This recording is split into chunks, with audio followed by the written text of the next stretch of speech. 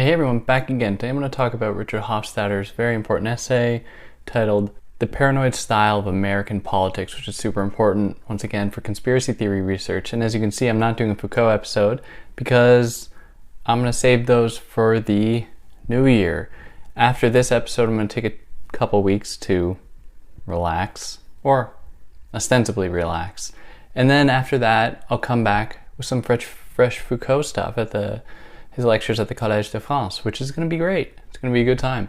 So be sure to come back and check those out. Now, before jumping into it, hi, I'm David. I explain philosophical concepts and ideas and ways to make them accessible to you. So if you're new here, you can go and see 300 episodes I already have up. A little more than that.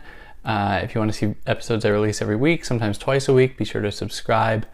You can like the videos. That'll help me out a lot. You can tell your friends.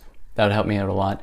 You can help me out monetarily via Patreon or PayPal, but obviously no pressure to do that. Links for all of these things in the description. And you can follow me on Instagram at theory_and_philosophy if you want to see mostly pictures of my cats, which could be fun. They're cute. So this essay is right in my wheelhouse because my own work deals pretty much exclusively with conspiracy theories. So this is a pretty important essay for me. But this came out just a couple of years after Popper's The Conspiracy Theory of Society that I covered last week. So this came out in the early 60s as well. And this was Hofstadter's effort to think about why, in American history, there has often been recourse to explain very complicated events and phenomena by ascribing a conspiratorial intent behind them. That is to say that we can explain why certain things are happening because there are these conspirators out there that are trying to screw us over, that are trying to take advantage of us. Now, when he was writing this, he was thinking right off the bat about right-wingers in the American Senate, specifically Joseph McCarthy, who was there just before him. Not before him, but in the Senate about a decade earlier. And McCarthy, we'll talk about a little bit more, but was a paranoid figure, to put it lightly. However, Hofstadter is clear that this is not specifically a right-wing or left-wing phenomenon. In fact, many years after Hofstadter, well into the 21st century, studies would go on to show that conspiracy thinking and conspiracy theories are not reserved for any political affiliation. The content and substance of conspiracy theories from people who have a right-wing affiliation are going to be different than those of a left-wing affiliation, but the very use of conspiracy theories is not reserved for either. The literature also seems to say that the same thing applies across genders, where it seems as though there's a pretty equal distribution of conspiracy thinking and theorizing across genders. Moreover, maybe one of the more interesting claims is that, or discoveries, is that conspiracy thinking hasn't really been on the rise, despite the internet, despite all of the negative effects we're seeing about it. In fact, the study seems to show, at least according to one study that was redone many decades later by Joseph Uzinski and Joseph Parent, that showed that conspiracy theories and conspiracy thinking seemed to spike around the turn of the 20th century, from the 19th to the 20th century, and also in the mid-20th century. Those were actual spikes in conspiracy thinking, in the prevalence of conspiracy theories, that we do not see necessarily continue to today. And just to riff on this a little more, just briefly, one of the possible explanations for that is that although the internet that facilitates communication, it also facilitates the distribution of non-conspiracy theory type thinking. So while platforms certainly benefit off of bombastic, sensationalized headlines and clickbait, conspiracy theories certainly fit those criteria, there seems to still not necessarily be an increase in conspiracy thinking on the whole, which doesn't mean that it's not still a problem. Anyways, that was my little brief tangent, just in case you were curious about any of that stuff. Now, what Hofstadter is interested in showing is that there seems to be what he calls a paranoid style across the United States' history within American politics that just seems to like to attribute very complicated phenomena to conspiratorial actors who are intent on destroying America, or of destroying a certain political party, or of destroying a certain political candidate. Some of the characteristic qualities, or some of the characteristics of this paranoid style, are heated exaggeration, suspicion, and conspiratorial thinking. So he qualifies that this has more to do with the form of this style than with the actual substance. And the reason that he says this is that it assumes a certain kind of form or certain style in the way that these ideas are being delivered. So his point is not to say that any one conspiracy theory is just wrong just because it's a conspiracy theory. He's saying instead that there was a specific way in which conspiracy theories, in the way that he's criticizing them as part of a paranoid style, were being conveyed that he has a problem with, where there was no consideration of any alternatives. And often these ideas would just be spread with insistence, without any kind of evidential merit, without any claim or any justification for belief in that thing, where, it would just be said loudly, and that would be taken as a legitimating factor or a legitimizer to the claim itself. So specifically, he pays attention to Joseph McCarthy, who in 1951 tried to suggest that many of his party's defeats were due to the fact that there were people high up in government that were secretly pulling the strings. What we see today is, instead of that narrative, we have the narrative that there's this deep state that's controlling everything, that deep within government is an allegiance, an alliance of coordinated people that are trying to disenfranchise, in that, when we think about the deep state, trying to disenfranchise Trump, trying to disenfranchise the Republican Party and all of Trump's supporters. And in McCarthy's speech, one of his many speeches, he suggests that this is the only way to account for their perpetual defeats, because he says he almost attributes it to odds, to say that if it were purely up to odds, they would have won by now. So there must be something else going on. And of course, this is a fallacy. I mean, you could walk into a casino and think that eventually you're going to roll red at a roulette table, but that might not happen the whole night, and you've suddenly lost thousands of dollars. It's just, odds can just work that way. They can just be totally unpredictable. They can just completely defy everything we know about chance and probability.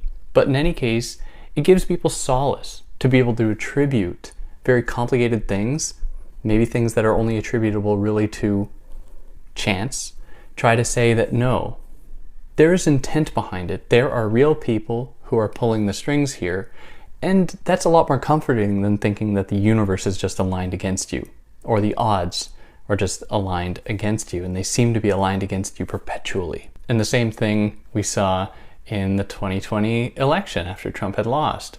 The only way that could have happened is if they cheated. The only way that could have happened is if they rigged the voting machines. The only way that could have happened is if they manipulated votes in some other way, and the list goes on and on. And very much like we talked about last week, and if you didn't listen to that, it's not totally relevant, but very much like we talked about last week with Karl Popper, is that people who peddle conspiracy theories often do so to deflect from the fact that they themselves are trying to conduct a conspiracy. So in the case of like Trump, spreading conspiracy theories that the Democratic Party had secretly rigged the election was just a way for Trump to deflect from the fact that he was very much organizing a coup that would be conducted finally on January 6th, essentially inciting a riot of people, of his supporters, which is very much a conspiracy, just unfolding that everybody saw. Or I should say, allegedly. A conspiracy, allegedly. Hasn't been proven yet, right? Anyways, I think you get my point. Back to Hofstadter, he's not just focused on McCarthy in the mid-20th century.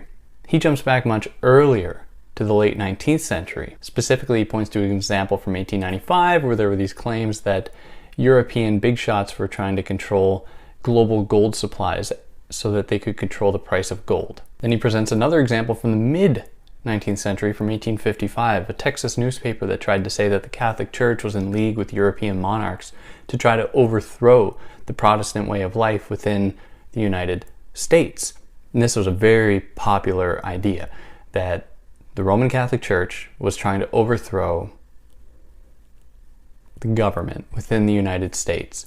And it even went so far as to say that they were trying to recruit indigenous people in order to fight against the American government.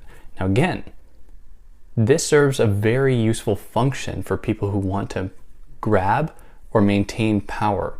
Because if they're able to conjure up an enemy that is as large as the Roman Catholic Church and as powerful as European monarchs, what they are effectively doing is finding a way to justify their own growth to that level. That they have to mount a defense in order to meet that potential threat. So really the justification for their growth comes from their own imagination. And, the sky's the limit. They could think of anything. And then that could serve the purpose of them gaining the type of power that would make them the subject of conspiracy theories, really. It's just, they were just gaining way too much power too quickly. It seems as though that would have been conducted through a conspiracy. So some big targets of conspiracy thinking in the paranoid style within American politics and American history have been the Illuminati and the Masons, and then the Jesuits. So the Americans feared the Illuminati or Illuminism, and Masonry at the end of the 18th century because they believed that the ideas coming out of Illuminism were going to undo the fabric of American society that viewed itself as being fairly traditional. And it feared that the anti-religious sentiment coming out of the Illuminati movement, which, for those that don't know, it was largely a rationalist movement, rationalist quote unquote, that sought to spread Enlightenment ideals. And to highly religious Americans, this was concerning. Moreover, it motivated concern about Jeffersonian democracy, because the Federalists didn't necessarily want these new democratic or democracy-like ideas coming in, at least those being spread by Jefferson. And so Illuminism, human rights, everything attached to it, Enlightenment, all of these were imbued with negative qualities within the American imagination in order to stir fear of them, to make it seem as though they were deplorable, disgusting, unsavory. They were associated with sensuality, with depravity, with femininity, which was just a very clever way to stir that fear, to make people not want these ideas to infiltrate American borders. Now, this was largely a northeastern phenomenon in the United States, specifically, we're talking about Jefferson democracy as well, like Jefferson ostensibly representing such beliefs. This was really thinking like Pennsylvania, New York, this kind of area of the United States. And it would be a few decades later before such ideas gained much broader traction with the anti-Masonry movement, or fear of the Masons. And this had a lot to do similarly with the Illuminati, but people they stopped using that as a way to justify their fear of those values and those beliefs. But they shifted their focus onto Masonry because they believed that there were these people within government that had way too much power than they should have. There were people even outside of government that were secretly pulling the strings on American institutions, be they banking institutions or academic institutions and so on. And it was believed that the Masons were doing this. And the Masons were a group, they still are a group, that have their own rites and rituals and practices and secret handshakes and all that. Like any Simpsons fans would know the stonecutters. They have all these types of rituals, and so they make an easy scapegoat to be able to identify and associate with anything that is seen as inexplicable within American politics or within American institutional life. Of course, it can be attributed to this group over there because they're all secret, they're all acting shady. They must be the culprit. And some would even go so far as to say that the Masons were created by Satan. And this brings us into the other big threat that I elucidated a bit upon earlier, and that is fear of the Jesuits and fear of Catholicism. So there was fear that the Catholic Church was trying to send immigrants to the United States.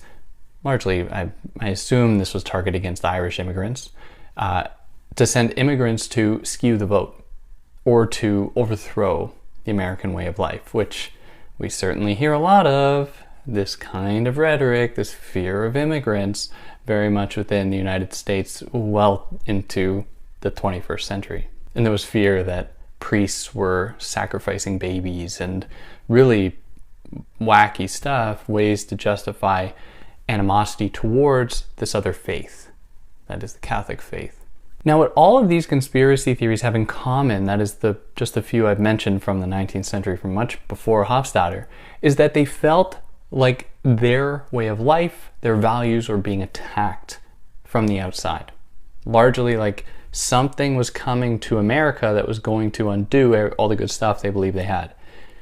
Now, in Hofstadter's time, the type of paranoid style he's referring to, or it's the same kind, but he's identifying that there's a shift. And the shift is that these people largely feel dispossessed. They feel alienated from the American way of life. To them, the conspiracy has already occurred. The government has been taken over. All the institutions have been taken over. They're just liberal, woke institutions trying to spread identity politics or whatever. At the time, those weren't the concerns, but I'm making it relevant. But there was belief that these institutions were already doomed. And it was the job then not to defend the American way of life, but to reclaim it, to make America great again. So some of the other fears were fears of cosmopolitanism, of socialism, of treason, of intellectualism, and, insert anything else here that seems pretty good, but was being associated with very negative qualities. And so certain political figures who were then associated with these ideals could be demonized, especially with an emerging media machine that wanted to sell papers.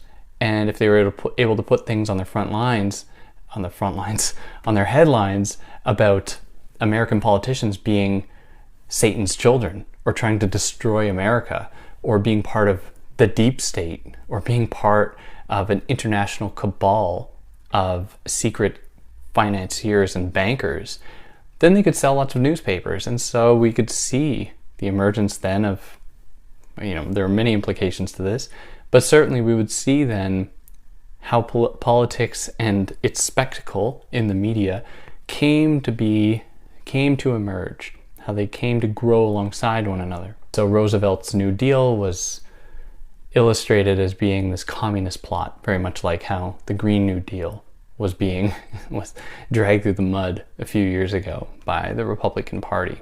And without getting into the merits of those claims, the parallels are striking.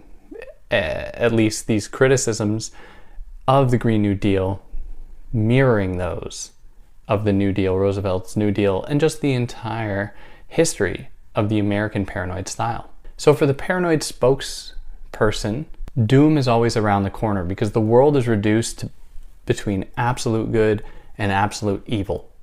And everything that is not one with you, part of your values, is seen as absolute evil, and it's going to be in need of correcting, going to be in need of eliminating, which obviously welcomes some very scary possible ideas, at least scary insofar as they can motivate violent action against other people. That is, if you repeatedly say that a type of people, a group of people, are like the devil's children, are the worst people on earth, and repeatedly say this on a large enough platform so large swaths of people hear it, of course bad things are going to happen, and these people can just claim no responsibility because they didn't do it, because freedom of speech can be used as a shield to defend against speech that is tacitly used to incite violence. So because the other is viewed as the absolute evil, they must be opposed absolutely.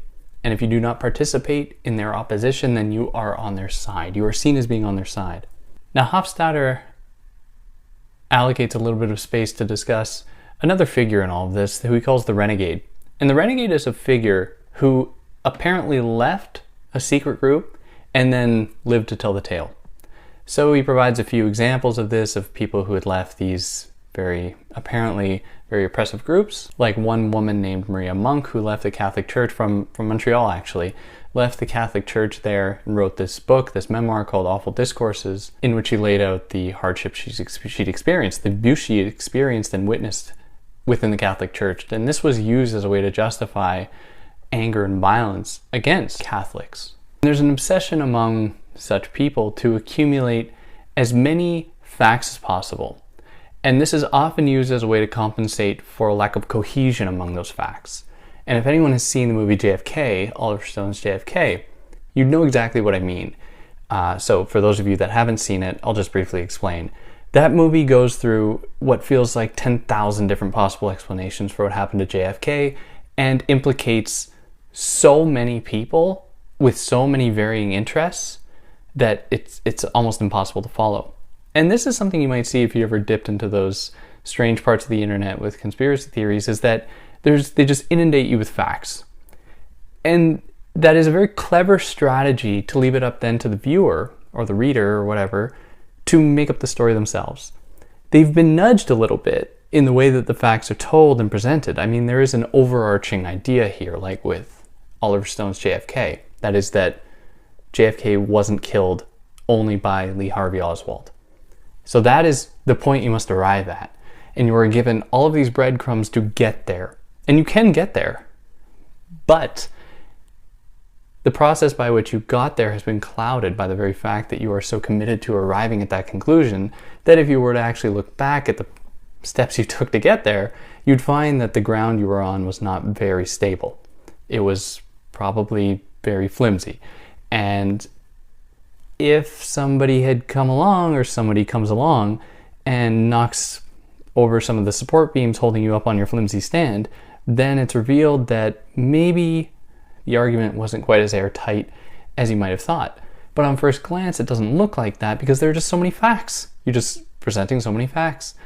And then you were able to attribute almost any narrative you want to those facts. So the paranoid person, belonging to the paranoid style, reduces very complicated phenomena to very easily digestible facts that can really help make sense of the world.